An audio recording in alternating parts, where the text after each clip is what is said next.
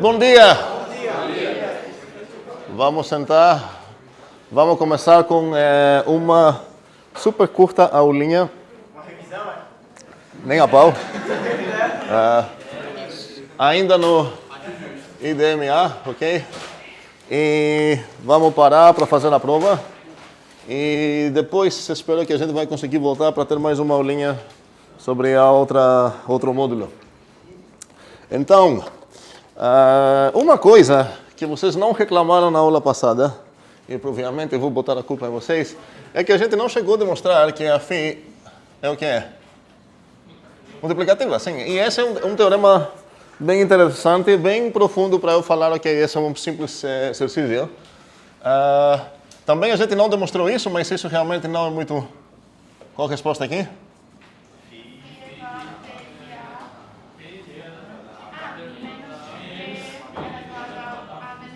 Ok. Alguém conseguiu demonstrar isso? Não? Ok.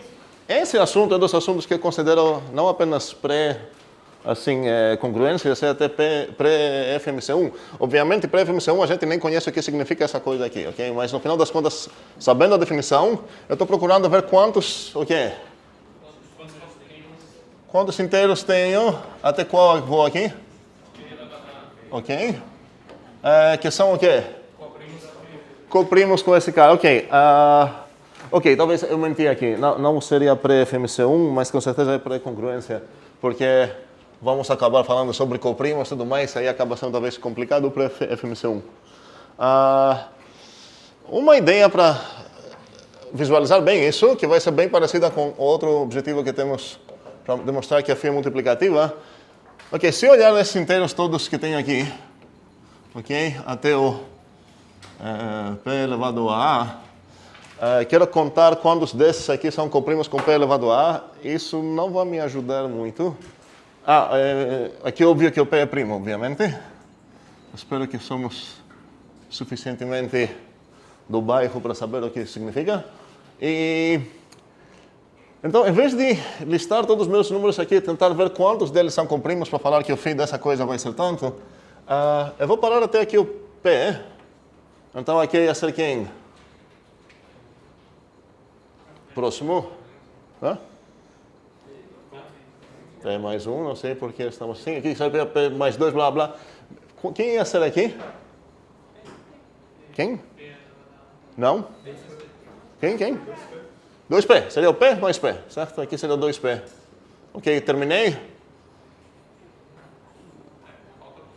Não, falta mais, certo? Aqui vai ter mais numerozinhos. Aqui teria quantos? Qual seria o próximo aqui? O 3P, ok, blá, blá, blá. E quando é que eu vou terminar aqui? Se eu quero escrever isso também como multiplicação, vamos dizer aqui tem uma vezes P, duas vezes P, três vezes P. Quantas vezes P eu vou ter aqui? P, certo? Faz sentido isso? Não, peraí. O P, não seria P. Então vamos não errar, seria legal. Aqui seria então já o P elevado a P, que isso é conhecido como P quadrado. Agora, se por acaso o meu A foi o 2, realmente ia parar aqui, mas em geral não vai ser o 2, vai ser... Vou precisar continuar. Qual vai ser o próximo aqui? P mais 1. Eu prefiro P mais 1 vezes P. Concorda? Não é tanto faz, na verdade, mesmo que são iguais. Quero seguir o padrão aqui. Então, blá, blá, blá. Agora talvez é óbvio qual vai ser o meu último cara aqui. O cubo? Não. Por que eu vou parar no 3? Talvez meu A é 500. Ok, certo. Esse vai ser meu P elevado a A. E aqui, se eu quero respeitar o padrão que eu estou escrevendo tudo aqui, seria o quem? A menos 1 vezes P. Ok, faz sentido isso? Eu não fiz nada profundo, apenas peguei todos esses números aqui e botei numa tabelinha, porque isso talvez vai me ajudar a ver quais desses caras aqui são coprimos com o P. Quais são os coprimos com o P aqui? Como? Não, no caso, os que não são da outra coluna. Eu não entendo. Fala mais de novo. Todos que não são da última coluna. Ok, concordamos? Todos esses caras que estão aqui são coprimos com o P, e todos os caras que estão nessa coluna não são coprimos com o P. Com certeza tem um fator comum o próprio P aqui. E nenhum cara aqui vai ter isso. Deixa vocês pensar por que isso acontece, mas a partir disso espero que é óbvio essa essa coisinha aqui ou não é? É mesmo? Ok, então... Como? Tá, deixa vocês pensar sobre isso. Então, justificamos essa também, que a gente não tinha justificado. E agora vamos fazer uma coisa parecida. E eu não vou terminar essa demonstração. Não é porque vai cair na prova, mas é porque o esboço é suficiente para fechar os detalhes. A ideia é parecida. Eu quero demonstrar que o φ... O que significa que é multiplicativa?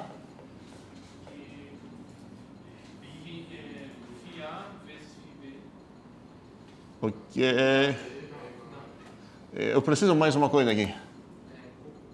Certo. Se eu tenho mn com primos, então, o que é?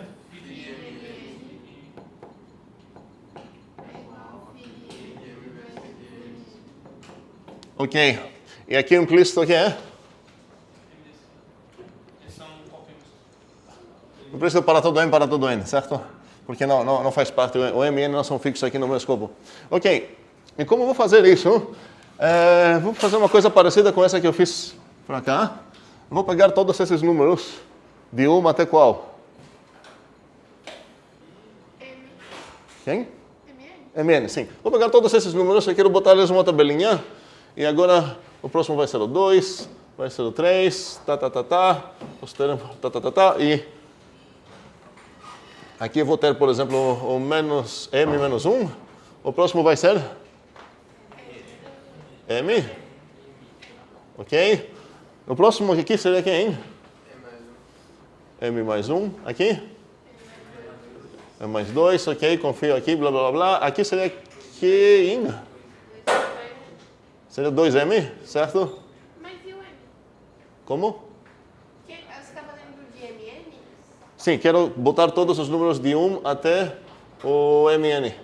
Todos esses números quero botar nessa tabela. Faz sentido até agora? Ok, próxima linha.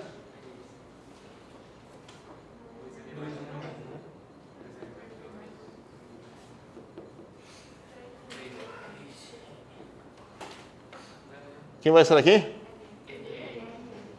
Ok. Quem vai ser aqui? Cuidado, qualquer erro que eu vou fazer, eu vou botar culpa em vocês.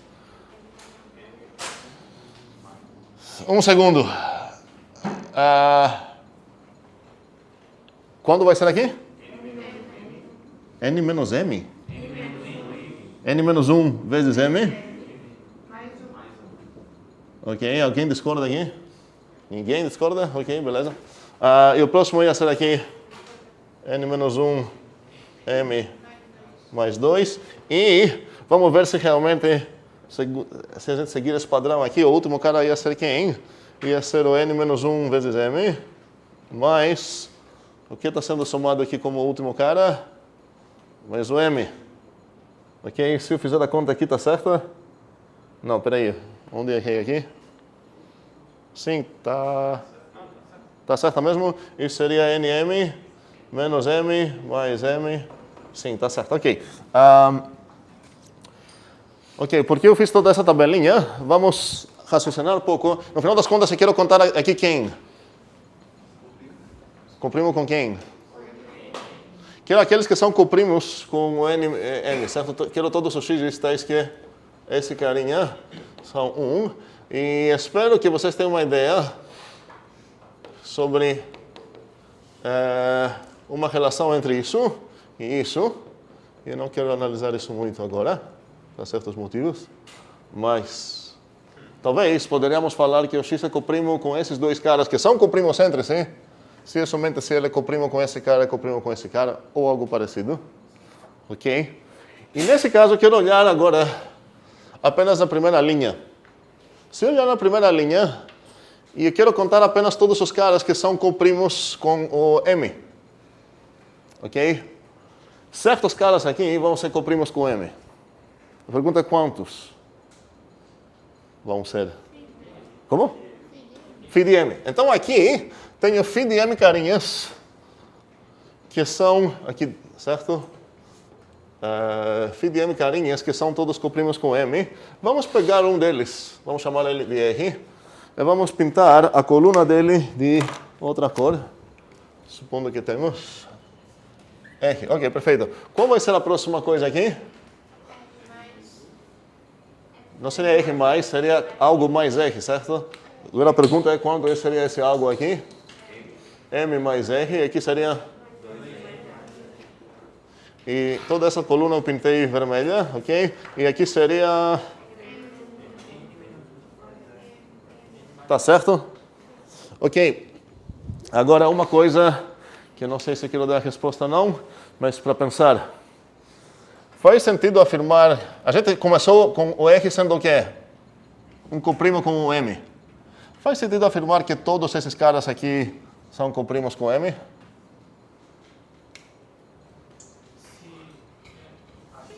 Será que vermelho, M são coprimos?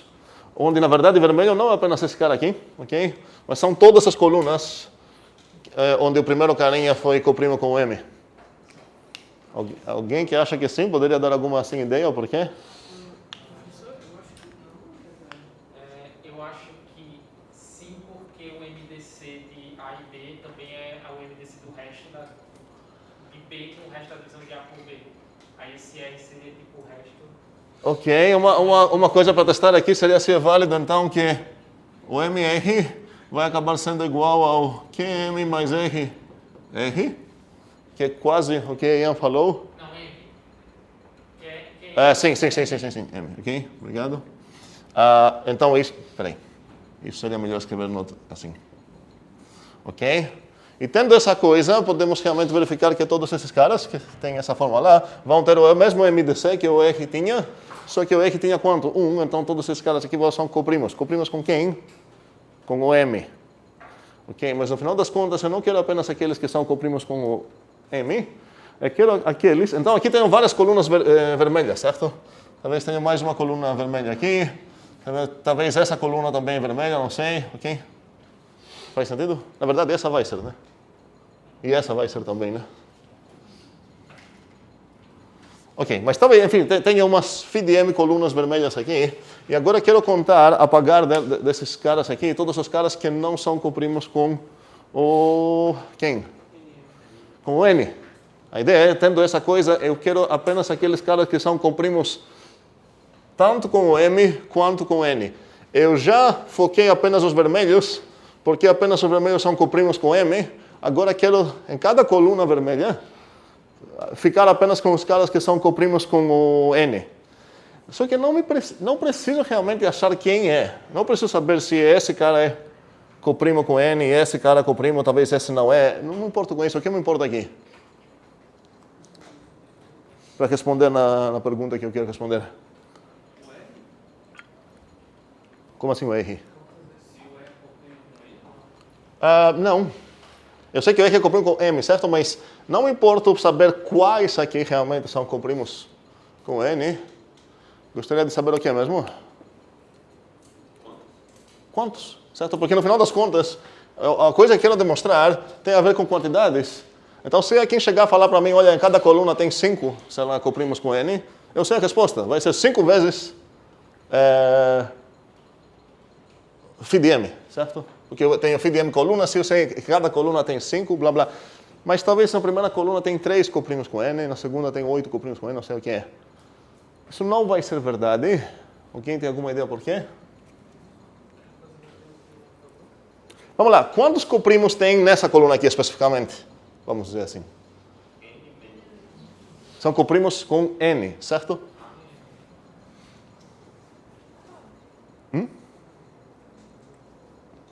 Na verdade, seria talvez... Não faz muito sentido focar na primeira, mas vamos pegar uma dessas, certo? Vamos pegar essa, que foi a nossa principal. A pergunta, quantos desses caras são coprimos com N? Eu gostaria que aqui tem quantos? FDN, certo? Se eu conseguir demonstrar que aqui tem FDN coprimos, acabei, porque eu vou ter FDM vezes FDN, então o teorema acabou. A pergunta é, como posso comentar que aqui tem FDN mesmo?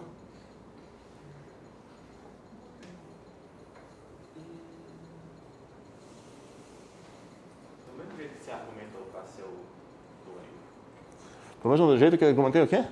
Você argumentou para ser do quem mais é? Ah, não. Como funcionaria isso aqui?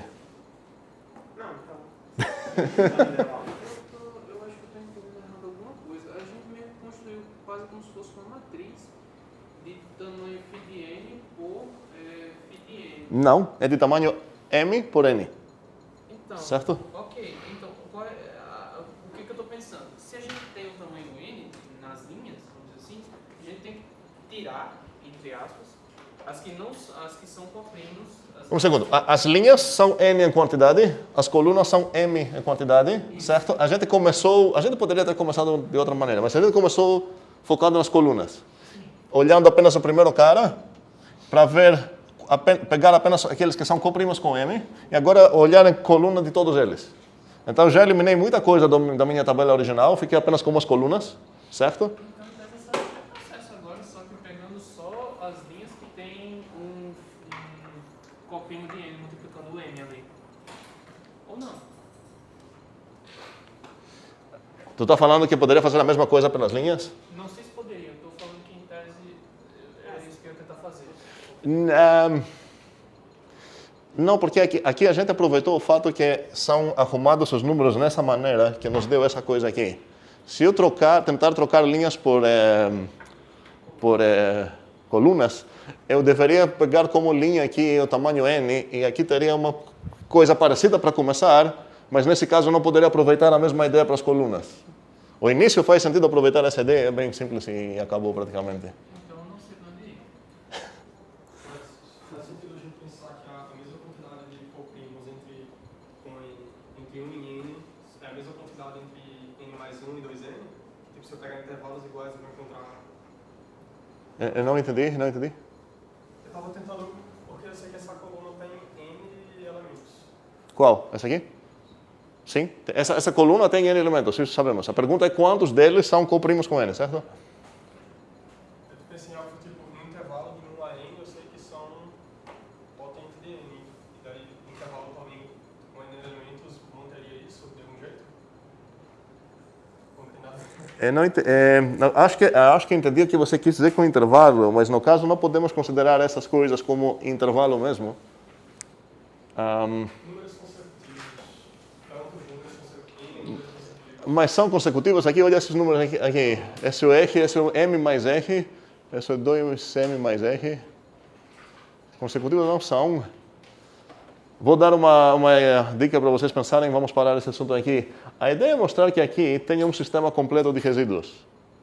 Se aqui conseguir pensar o porquê que esses caras aqui são completos, resíduos módulo quê? Módulo N. Significa, módulo N, certo? Significa que todos esses carinhas aqui, morando no N, é a mesma coisa de considerar como se fossem esses carinhas aqui. Quantos são lá? Não vamos errar aqui, são N, certo? Sim. Como se fossem esses carinhas, vou escrever aqui. Como se fossem esses caras. E, então, se essa coisa é completa, ficar módulo N aqui dentro significaria ficar módulo aqui dentro. Aqui dentro eu já sei quantos tem aqui tenho FID N. Deixei algo para vocês pensar, para relaxar, essa coisa realmente não está na prova, mas faz sentido pensar nisso para fechar essa ideia. Alguma dúvida? Como? Sim. Esse FDN naquele conjunto é para essa coluna aí A ideia é que eu mostrar praticamente que se eu considerar esse conjunto e mostrar esse conjunto para um habitante do planeta N, ele vai ver esse conjunto. E isso significa que quantos tenho aqui comprimos com N? FDN, sim. Então eu entendi por que esse tamanho aí é FDN. Você Qual? começa do 0 e vai até o n menos 1. Não devia ser tamanho mesmo. Não, vai até o N-1, porque aqui tenho... Você pode visualizar aqui 0M, certo? Mais 1. Não, isso eu sei. Então, quantos tem aqui? É de 0 até N-1, então tenho N caras aqui. Isso que tu falou ou não? É que a gente quer saber qual é o coprimos, né? É FDN. Como? Quantidade de coprimos nesse sistema completo de Um segundo. Quantos comprimos tem aqui com o N? FDN. Qual a tua dúvida? Ai, não, eu entendi a anotação do quadro errado. Então. Não, esqueci. De boas? Ele entendeu como uma chave. Como Aqui? como se você estivesse dizendo que os a chave de conjunto. Essa é uma chave de conjuntos? Ah, isso? Ah, essa linha que você... Ah, não, isso não é o tamanho. Não, isso é. Aqui tenho. Ok, bravo. Agora entendi. Tenho φ de n coprimos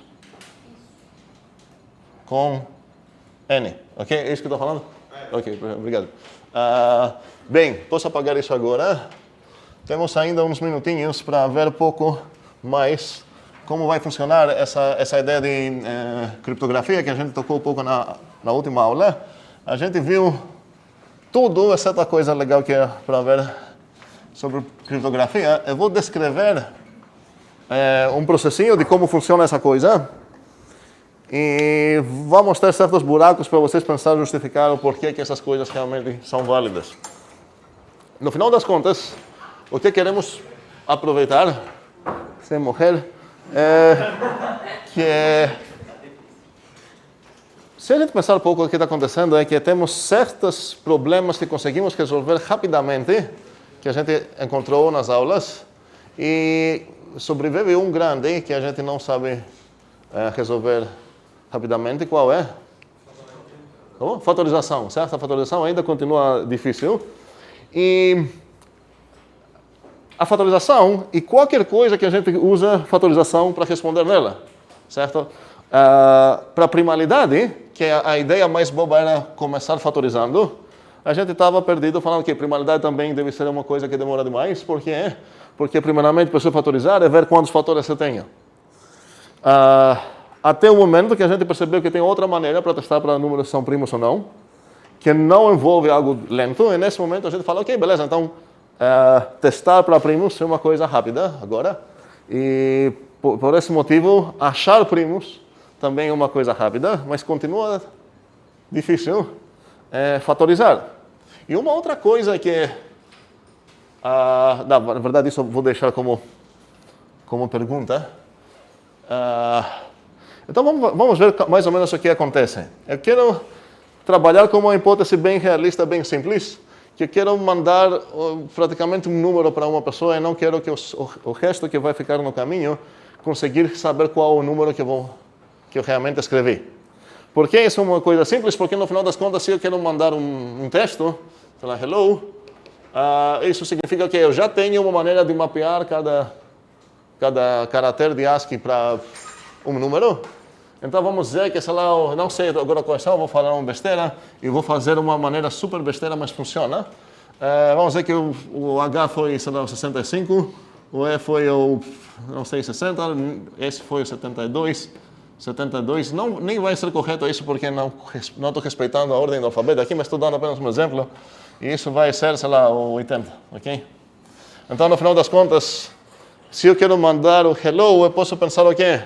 Ok, aqui um número, eu vou combinar, já que todo mundo aqui vai ter só 2 dígitos, vou combinar que no final das contas o número que quero mandar vai ser esse. Agora, se eu mandar esse número e um inimigo ver esse número, ele vai conseguir ver o hello, porque ele vai fazer o processo óbvio inverso aqui, vai falar 65H, blá blá blá, ele vai ver meu número. Eu quero esconder esse número. Ok? Faz sentido? Já que eu vou mandar apenas números, a ideia é que eu quero transformar esse número para um outro número, não sei qual. Sei lá, vamos dizer esse.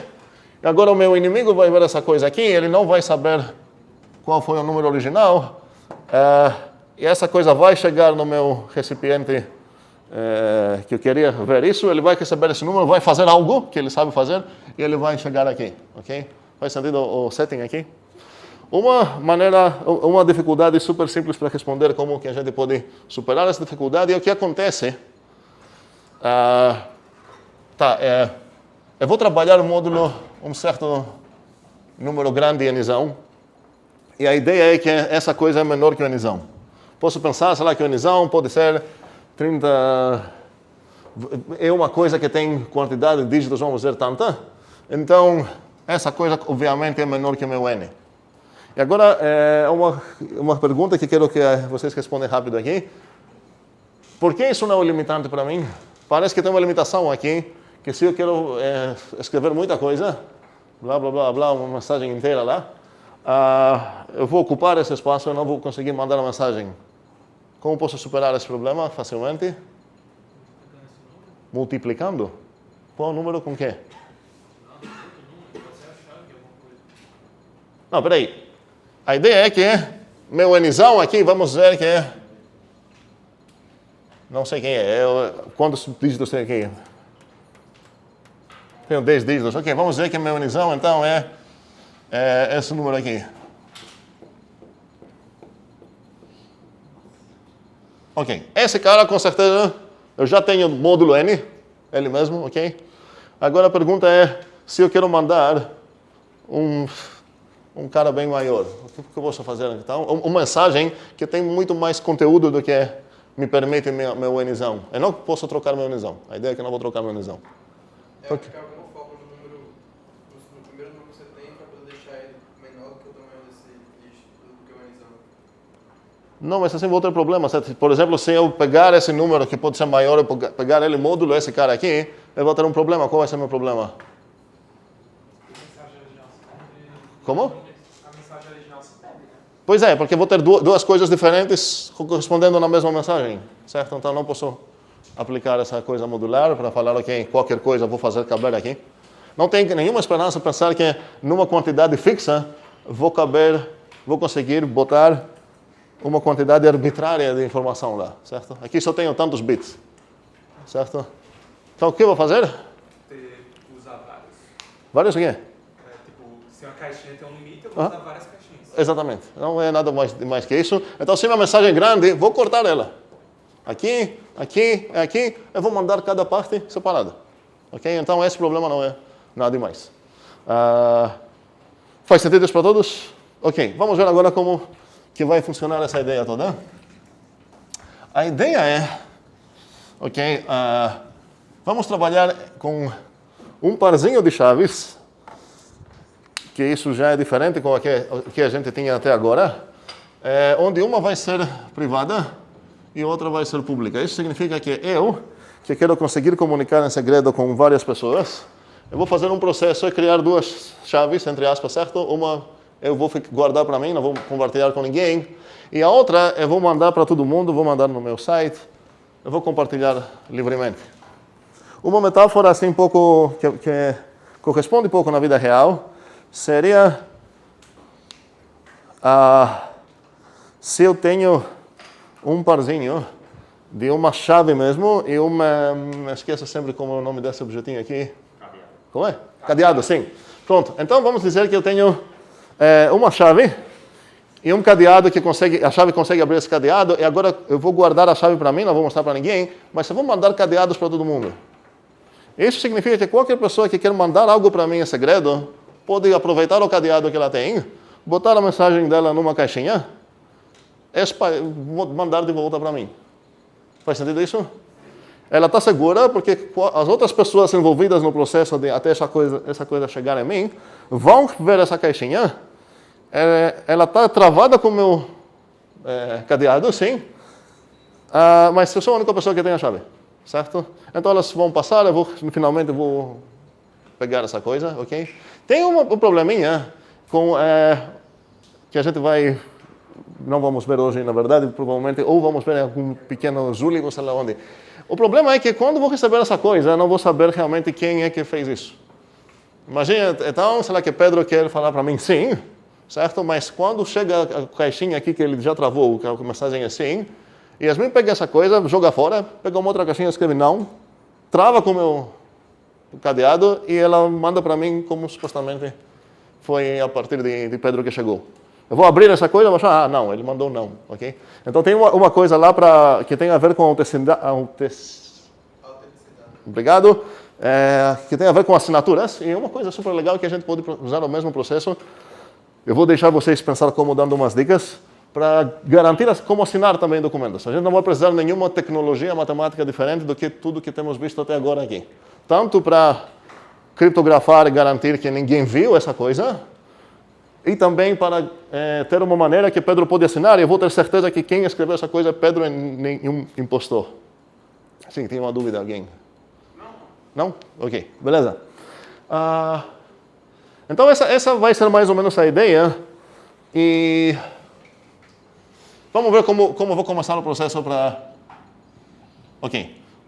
Primeiramente, eu vou escolher dois primos muito grandes, P e Q. Existem certos erros que posso fazer que vão facilitar alguém adivinhar quais foram os meus primos, ok? Não vou entrar nesses detalhes, mas vamos trabalhar agora com a hipótese que eu tenho conseguido gerar 2 primos grandes. Isso é rápido?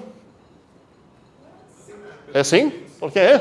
Porque a única coisa que não temos demonstrado sobre essa rapidez é o teorema dos números primos, que está falando que chutando, tuas chances de conseguir um primo são legais. E o processo que a gente tem é o quê? Chute até achar um. Certo? Se as chances eram ruins, essa coisa ia demorar. Mas os primos são suficientemente frequentes para essa coisa terminar rápido. Sim. Tenho uma dúvida sobre essa questão de chutar os primos, porque em tese você chuta se o número é primo, você tem que descobrir se realmente ele é primo. Sim, mas esse foi o processo que a gente já discutiu. Eu flipo uma moeda 0,1, certo? Tantas vezes aqui. E depois passo essa coisa pelo teste de Fermat. O teste de Fermat, que a gente viu, tem uns probleminhas lá, umas possibilidades lá, mas cada vez que eu vou passar por esse teste, a possibilidade de eu ter um primo aumenta muito. Todo o processo que a gente vai discutir aqui vai funcionar, mesmo se por acaso eu cair naquela exceção dos Carmichael números e tudo mais. O problema vai ser que, nesse caso, e eu posso fazer uns testinhos para eliminar esse caso também, nesse caso, ia acabar sendo uma coisa meio facilmente adivinhável. A notícia boa é que os Carmichael, em comparação com os primos, são extremamente raros, então é um fator que eu poderia meio deixar para lá. Sim, Isaac, tu queria falar algo? No teste passou se o número que a gente pegou aleatório é primo ou não, a gente precisa levar, por exemplo, 2, sei lá, eu vou testar o 2. Sim. 2 elevado a esse primo gigantesco menos 1. Perfeito. Essa exponenciação não vai demorar também. Não, por quê? Alguém lembra? Pode não. Pois temos exponenciar dentro de módulo tranquilíssimo, certo? Se fosse pegar o fatorial, que precisamos multiplicar tantas vezes quanto o número, aí ia ser desastre. Mas agora aproveitamos que só quadrando conseguimos isso, então vamos precisar uma quantidade de passos logarítmica até chegar no exponente. E depois fazer aquele processinho que a gente fez. Então, tanto exponencial módulo M, também achar inversos módulo M, essas coisas são todas... Por que achar inversos módulo M é rápido? O Euclides. Euclides é rápido, certo? Tap. Achamos os coeficientes Bezout, cortamos, achamos o inverso. Ou, alternativamente, tem mais uma maneira de achar inversos. Qual foi? Também é rápida? O Fermat. E o Euler, certo? Que é o A elevado a φ de M, que é mais geral porque não sou obrigado a trabalhar módulo primo. E por que isso é rápido? A outra é rápida porque Euclides é rápido. Essa é rápida porque a exponenciação é rápida, certo?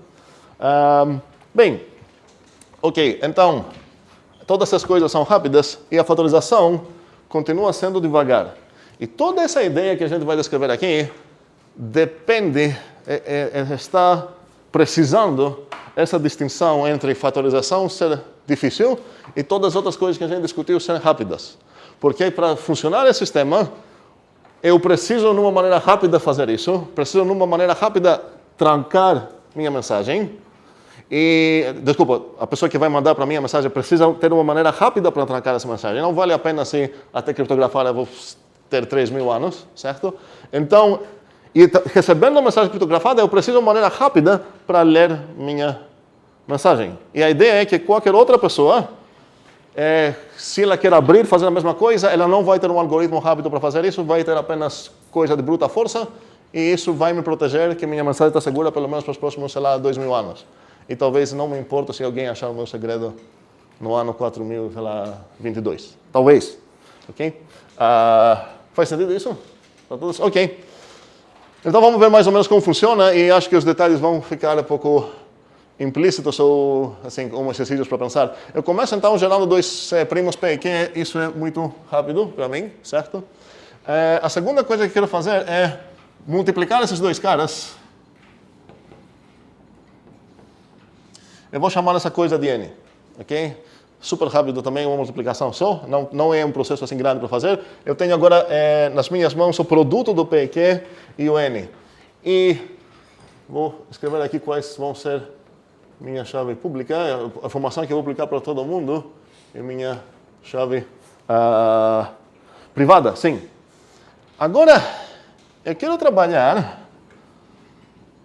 achar, e vocês vão falar para mim porque isso é rápido, coprimo com o fidelisão. Para achar um cara que é coprimo com o fidelisão, faz sentido que eu primeiramente vou querer saber qual é o fidelisão. Qual a maneira de achar o fidelisão? Ok. E essa coisa é rápida, certo? Eu vou achar um coprimo então com esse carinha aqui. E quanto isso? E quanto isso? Ok, muito bem. Eu achei então que vai ser coprimo com o φ de n, e eu vou publicar para todo mundo esses dois numerozinhos aqui. Esse parzinho vai ser minha chave pública. Então todo mundo vai saber qual é o meu nzão, e todo mundo vai saber qual é o meu e. Ok? Estamos aqui até agora? Na parte segreda, isso escrevi em forma errada. Um segundo. Na parte segreda, eu vou guardar para mim o D, eu vou falar quem é o D, o P e o Q.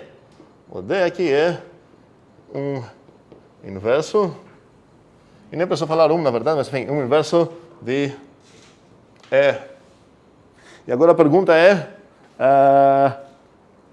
um segundo, já tem uma pergunta, eu quero... Sim, Isaac. Eu não entendi direito porque coprimo com φ de n e não coprimo com n. Vai fazer sentido daqui a pouco, é uma surpresa boa, ok? Mas tá certo, temos o E coprimo com esse carinha aqui, ok?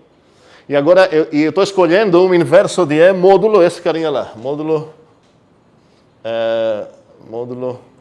φ de, como chamei? Nzão, ok? E agora a pergunta é, qual o sentido de esconder o D? Estou falando que essa é a parte pública, certo? E essa aqui é a parte privada, e escolhi esconder o D. Também não sei, na verdade. Você disse que rápido Não, peraí, não é que eu disse isso, certo? Um segundo. Essa parte, vocês deveriam ser convencidos. Você demonstrou essa parte, certo? Okay. Certo? Ok. Que é fácil de achar o inverso, certo? Então, essa é a minha pergunta aqui. E essa é a objeção aqui de objeção de Matias é válida. Porque a gente acabou de ver que achar inversos é rápido. Então, qual o sentido de esconder o inverso? Eu quero alguém pensar em responder nisso, vou dar um minuto. Porque todo mundo... tu já tem resposta? Não. Não? É dúvida? Mais ou menos. Tipo, a gente tem Nzão e a gente tem E. Então a gente consegue achar o φ de n e aí, por consequência, achar o inverso. Sim. Então, essa é praticamente a minha dúvida. Vou dar um ou dois minutos para vocês pensarem qual o sentido de esconder isso se o processo de achar isso é rápido. Tem algo bugado aqui. Que não é bugado, está certo isso. Então, a pergunta é explicar o porquê que está certo. Quem já tem uma resposta, pode só levantar a mão, sinalizar aqui, beleza? E vamos dar 1 ou 2 minutos para todo mundo pensar nessa pergunta. Como estamos de tempo? Estamos ok.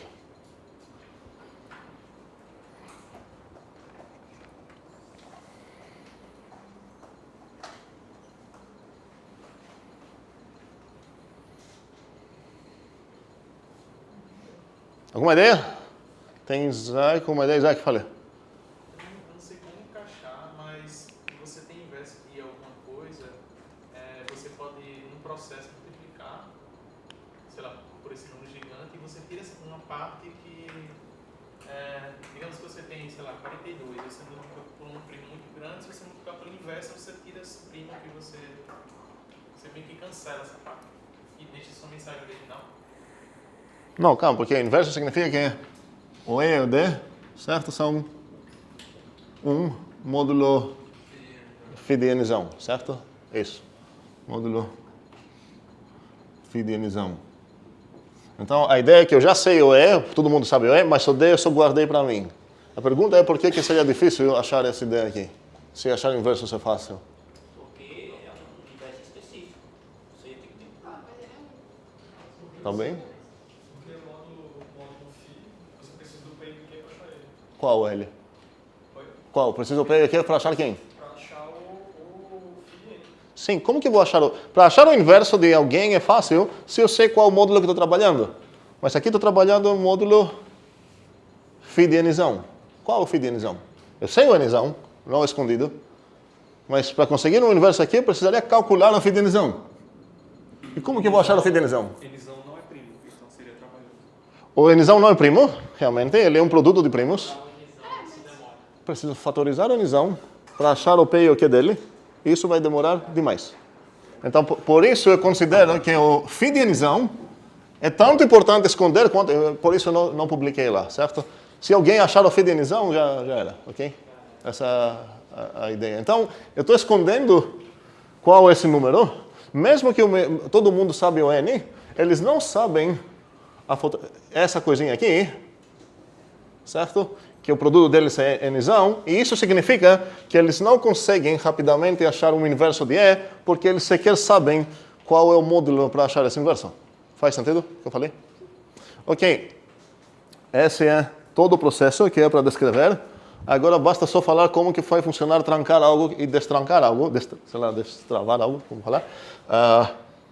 Ok? Então a ideia é, suponha que quero mandar X. A mensagem que eu quero mandar para o M de mensagem. Quero mandar uma mensagem M, certo? Para Isaac, ok? Vou fazer o quê? Preciso trancar essa mensagem com a informação que Isaac está publicando. Então, forma que eu vou garantir que ele vai ser o único que vai conseguir abrir essa coisa. Então, vou olhar a chave pública desse cara lá, o Nzão e o E dele. Vamos supor que o Mzinho realmente é menor do Nzão, ok? Espero que não vamos ter um problema com isso. Se não é menor, em vez de falar oi, tudo bem, eu vou falar oi e depois tudo bem, ok? Não tem alguma diferença nisso. E o que eu vou fazer é elevar isso ao E, pegar isso... mandar, na verdade, meu M, eu vou mandar meu M para o M elevado a E módulo N. Ok? Então, a única coisa que eu fiz aqui é exponenciar a mensagem elevado a E dele, que todo mundo sabe, ok? E isso vai resultar num número menor de N, certo? Esse aqui. E a pergunta é, Isaac, recebendo isso, como que ele vai conseguir...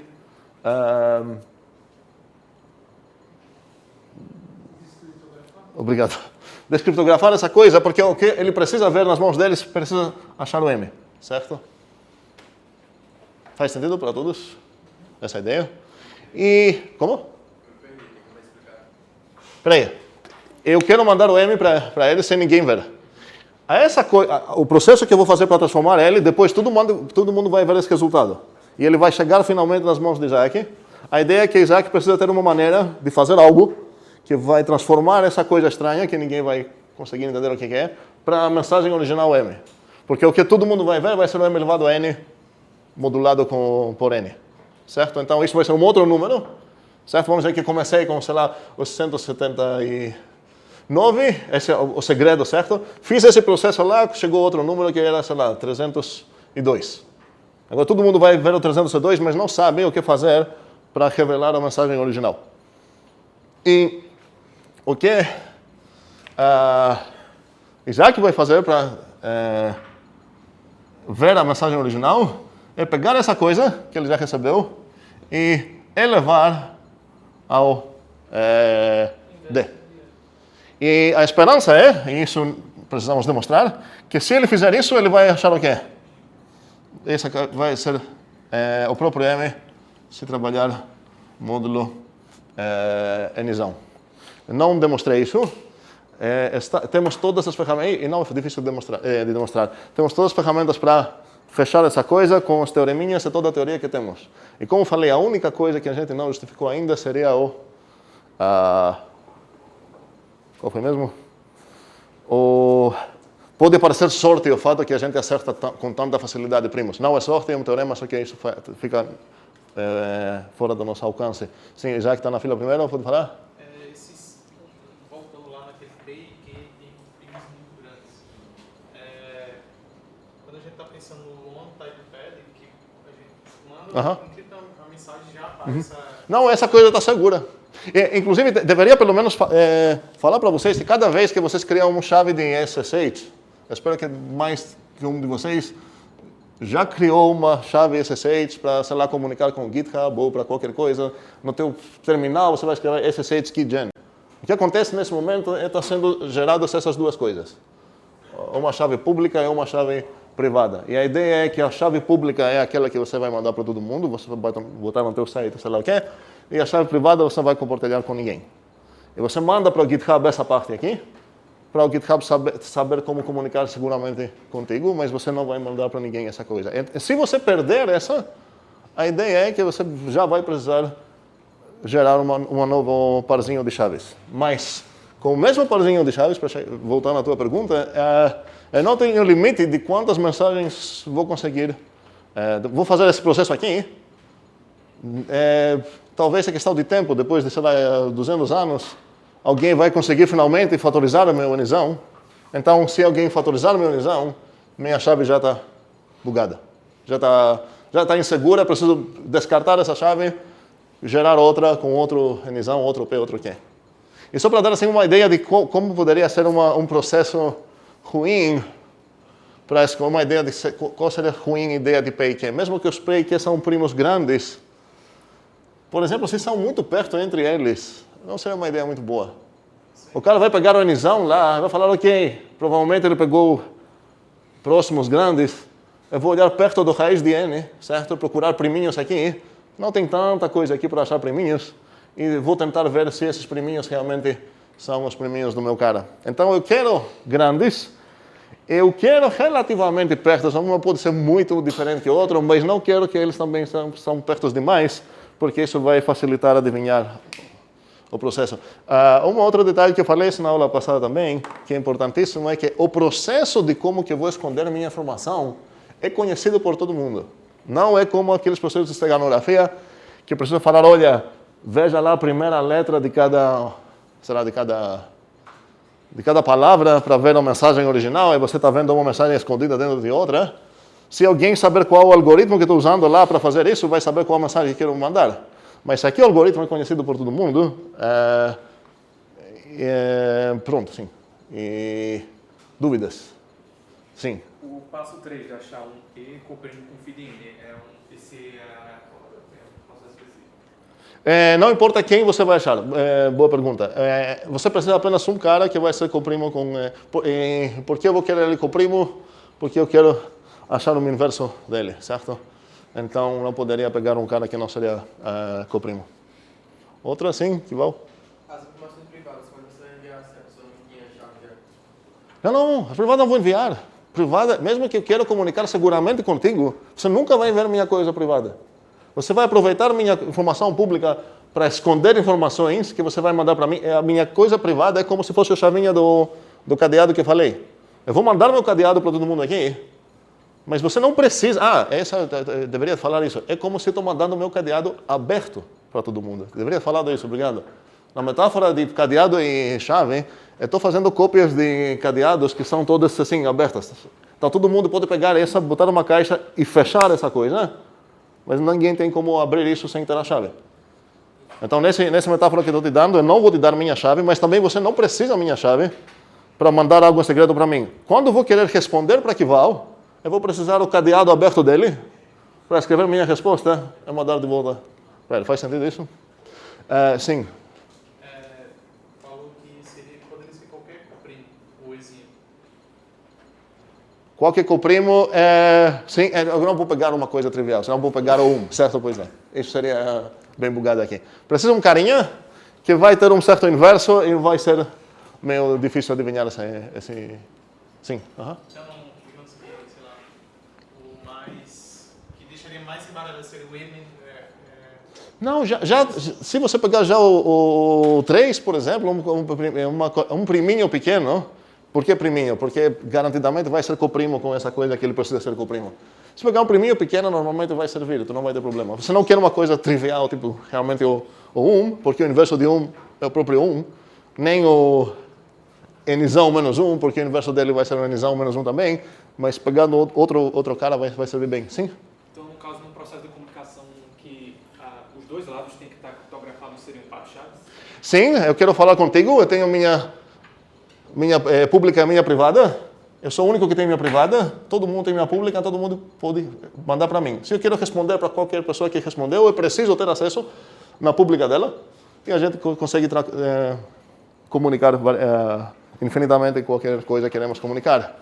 A coisa que não é nada óbvia, mas também não é difícil, a coisa importante aqui é pensar que essa coisa, no fato que essa coisa funciona, aproveitar toda a teoria que a gente viu, que parece uma coisa bem, assim, só divertida, sem aplicações, como falei, que pensava Harry também que seria, e pensar nesse sistema. Deveria mencionar que esse sistema é chamado RSA. E podemos usar isso, iniciais dos 3 autores do principal paper nessa coisa, que pensaram nessa aplicação, vamos dizer assim. E o importante é que é a mesma coisa, porque ainda temos o problema que quando eu vou receber uma mensagem segreda supostamente por Equival, eu não tenho como saber se foi Equival mesmo que escreveu isso. E deixo vocês pensar, sem procurar, talvez, de preferência, como a gente pode aproveitar exatamente o mesmo sistema para ter uma maneira de garantir que o recipiente é o tal cara. Vamos precisar mais uma tecnologiazinha para isso, chamada hashing, que a gente vai ver 2 coisinhas dessas, ou no Zulip ou numa próxima aulinha pequena, mas ainda hoje nosso tempo terminou com certeza aqui. Sim, dúvidas? Podemos parar agora para fazer a prova e acho que não vamos ter tempo para ter a aulinha de IRI hoje ainda, mas vamos ver.